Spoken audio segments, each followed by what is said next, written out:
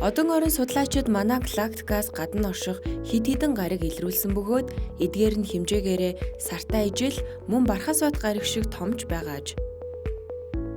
Оклахомагийн их сургуулийн судлаачид эдгээр гаригуудыг таталцлын микролинзийн тусламжтайгаар олж илрүүлжээ. Эйнштейний харьцангуун ерөнхий онолыг ашиглан хүндрэлтэн сүүн зам дах бусад гаригуудыг олж илрүүлсээр байгаа бөгөөд дэлхийгээс мянган гэрлийн жилийн зайд оршигч хамгийн алсын, хамгийн жижиг гаригуудыг инхүү нээсээр байна. Манай дэлхийн одыг тойрон эргэхэд таталцлын хүч холын холд орших оддын гэрлийг хугалж чаддаг байна. Одоогийн байдлаар сүүн зам доторх 53 гаригийг энэ аргаар илрүүлжээ. Гисэн хэдий ч илүү хол зайд оршигч гаригуудыг илрүүлэхийн тулд одноос илүү хүчрхэг зүйл шаардлагатай байсан юм.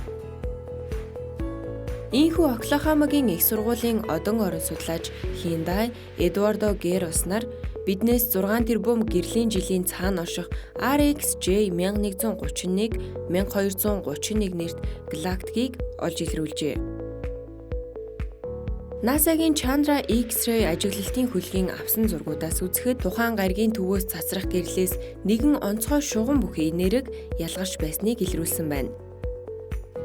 Сар болон бархас бат гаригийн хэмжээтэй тусдаа орших 2000 гаруй одод манай сүүн замын оддын хооронд орших болох нь инхүү тогтоогджээ. Ингэхдээ судлаачид биднээс 3.8 тэрбум гэрлийн жилийн зайд орших галактик илрүүлсэн бөгөөд энэ нь манай галактикаас гадна орших гаригийг олж нээсэн анхны тохиолдол юм.